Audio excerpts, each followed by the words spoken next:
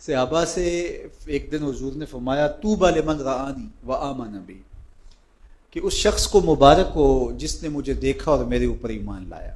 کتنا خوش قسمت ہے جس نے مجھے دیکھا اور میرے اوپر ایمان لایا۔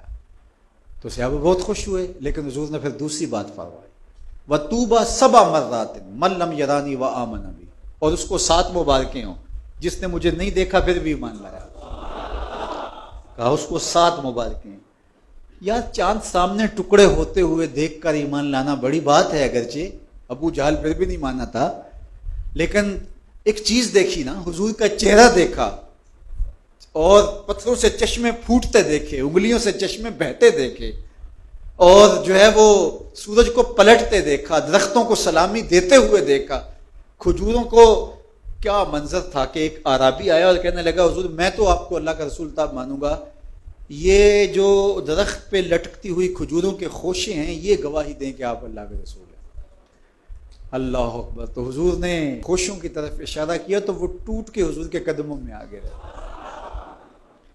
تو اس نے کلمہ پڑھنا شروع کر دیا۔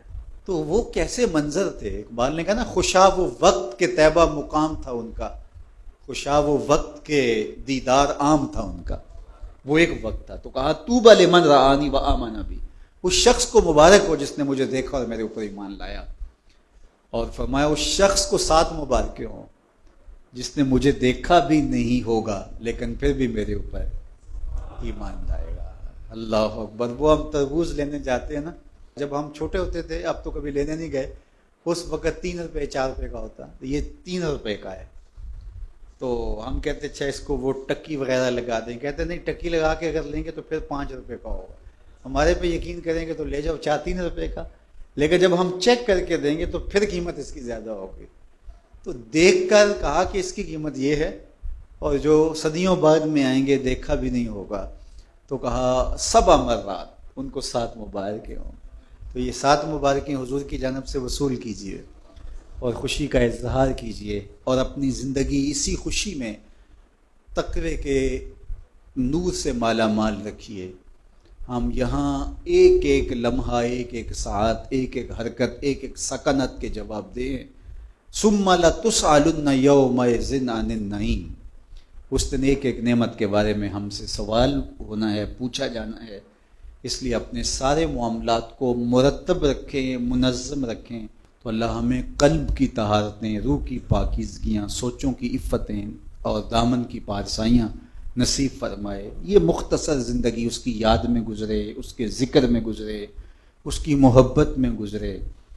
ہم جہاں کہیں بھی ہوں یہ خیال ہمارے ساتھ جڑا رہے کہ ہمارا مالک ہے اور ہم اس کی نگاہوں میں ہیں اور ہم اس کی نافرمانی نہیں کرنی۔ یہ خیال زندگی کو نہال کر دیتا ہے کہ میرا مالک ہے کوئی اور میں اس کا مطیع، فرما بردار اور اس کے حکم کا پابند ہوں، میں کیوں اس کو ناراض کروں۔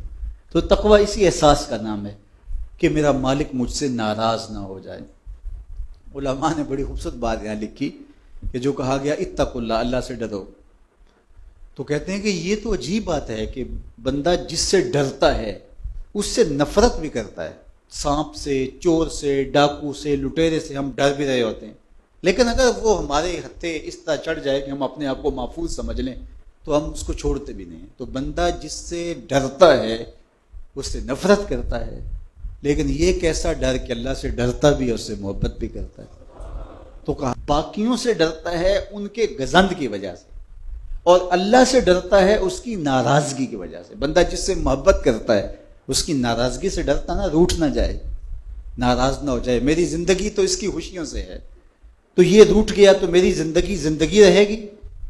تو اللہ سے ڈرنے کا یہی مفہوم ہے، تقوی کا یہی مفہوم ہے کہ بندہ ہر وقت اس احساس میں ڈوبا رہے کہ میرا مالک مجھ سے ناراض نہ ہو، میرا مالک مجھ سے راضی ہو۔ یہ احساس اگر انسان کے ساتھ جڑ گیا تو پھر اس کے اٹھنے والے قدم ہمیشہ اچھائی کی طرف جائیں گے، اس کی زبان سے نکلے والا جملہ اللہ کی رضا کے دائرے میں رہے گا، اس کی حرکات و سکانات اس کی رضا کے دائرے میں رہیں گی، اور وہ کبھی بھی نافرمانی کی طرف نہیں آئے گا۔